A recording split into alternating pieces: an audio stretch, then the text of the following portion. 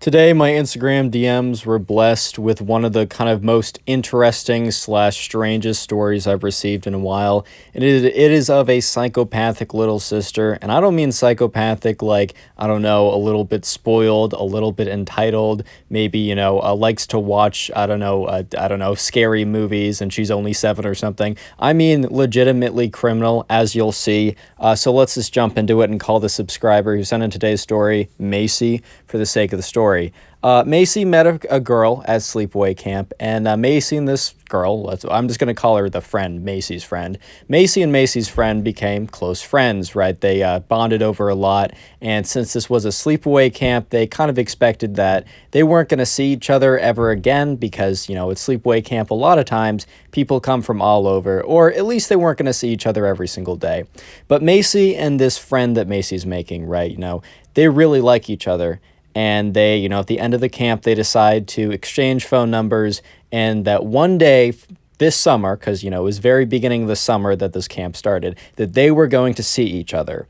And, Macy was like, oh, do you want to come to my house or should I come to yours? And, Macy's new friend was like, oh, you should definitely come to mine. There's a lot of stuff we can do in the neighborhood. I will warn you, though, my little sister's a little crazy. And the way that, Macy's friend said that was so casual compared to what she actually meant. And Macy really took it as like, oh, maybe she's a little bratty. Maybe she'll like bite me at the most if like she's like on her worst behavior possible. She'll like kind of, I don't know, nibble on my arm or something. Macy had no idea what was in store. But anyways, of course, she agreed and she said, all right, that sounds great. I don't have a lot where I am. So skip forward a little bit into the summer and, they get on the phone with each other as this is the night before Macy plans to go over to her friend's house. And Macy's friend is on the phone and she once again warns Macy of her little sister. But instead of like at summer camp where she's like, my sister's a little crazy, Macy's like, my sister is like really crazy. And I'm kind of afraid for you to come. And at this point, Macy just assumes that, her friend is overreacting. Because, honestly, how bad could it be? And Macy's like, look, I got siblings too. I know how it is. You don't have to worry about it. She'd have to do something pretty bad for it to be an issue. And there's a bit of a pause on the other line. Almost like Macy's friend is like, well, our siblings are a little bit different. But anyways, skip to the next day, and Macy's mom drives, Macy the 45 minutes or so to her friend's house.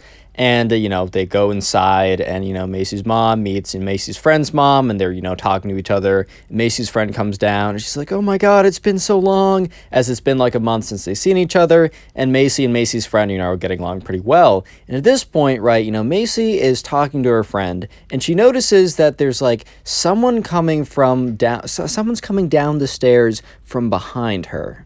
And it's this girl who can only be about probably, 7 years old with long brown hair and, kind of this emotionless expression on her face. And she walks down and stands behind Macy's friend and kind of stands a weird couple feet away and is just staring at Macy.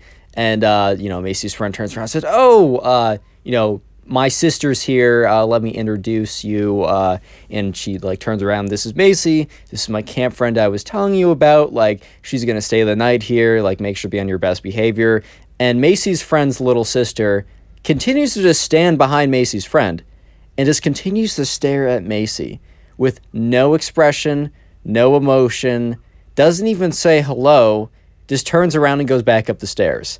And Macy's friend is like, you gotta excuse my sister. As I was telling you, she's a little crazy, she's a little weird, but she means well. No, she doesn't.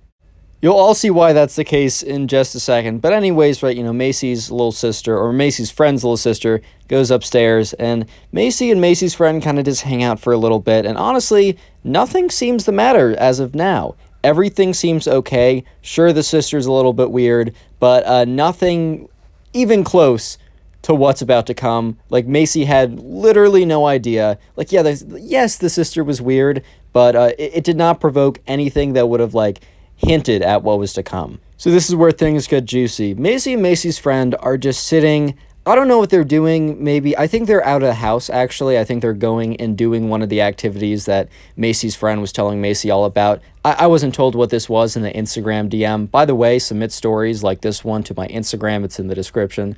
I wasn't told exactly the details of it. But anyways, they were out. And this is when Macy's friend kind of dropped the bomb, that kind of the not the truth bomb, but the kind of the shocker. And she did it so casually because all of a sudden the conversation or the topic of Macy's friend's little sister came up. And Macy's friend is like, oh, yeah, no, she's kind of crazy. Like, I should tell you about this, but like just like a couple months ago, like right before I came to camp, she like tried to assassinate the whole family with a kitchen knife.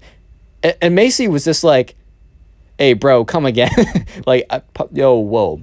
Oh, whoa, whoa, whoa, whoa, whoa, whoa, whoa, whoa, whoa, whoa, whoa. Lois, this is not my Batman cup. Come again. Pause.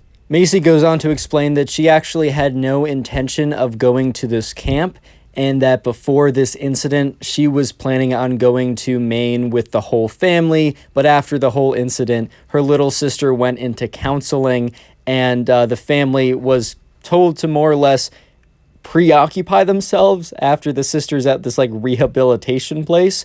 And at this point, Macy just thinks to herself, I mean, this is kind of a detail that maybe you would let me know before I decide to stay the night with your little sister in the house.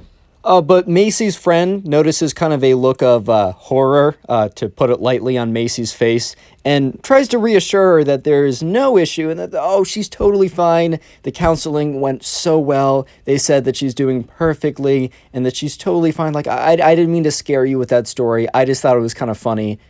In Macy's head, she's just thinking to herself, we have different definitions of funny, right? I think Family Guy Funny Moments Part 46 is funny. You think that is funny. You know what? We're different. That's okay. But in this situation, no, this is not okay. And Macy was a little weird for the rest of their outing, but Macy's friend didn't really seem to notice, I guess. And they go back to the house, and Macy's friend's little sister is kind of just lurking around. If you want to get a visual, just think of the girl from The Ring and just imagine her lurking around the house. If that's like a good visual for you guys, I'm sure that is a very displeasing sight that you guys, I'm sure that you're happy that I put that image in your mind. You're welcome. So anyways, it is officially the sleepover part of the sleepover. And, you know, Macy walks up to Macy's friend's room, and Macy kind of casually asks, oh, where does your sister sleep? And Macy's friend is like, oh, and points to literally the room next to theirs. And Macy's like, oh, so she'll be sleeping right next to us. And Macy's friend must have picked up at this point that, you know, Macy, this question was coming from a place of, I am terrified for my life. And Macy's friend is like, oh, you know, she's doing so much better now. Like, I wouldn't even worry about it. And Macy's friend's like, oh, no, I was just curious. No, she wasn't. She was not just curious. She is scared for her life. Understandable. It's not even that ridiculous, man. I would be terrified too, if I'm being completely honest. And Macy stayed up, not even kidding, the entire night. She did not roam around. She was not loud. She's not like, I don't know, rambunctious or obnoxious or anything like that. She was just in her sleeping bag, turned to the side, on her phone, the lowest brightness possible, had to chart, like she went home when her mom picked it up. Her phone was dead because she was on it all night. She tried to make it so that Macy's friend didn't realize that she was up all night. But yeah, she was not going to bed in that household. It was just simply not happening. Macy's okay. It's how I got this story. And on the car ride back, Macy's mom was like, oh, how's your friend? How was that? You must have had a great time.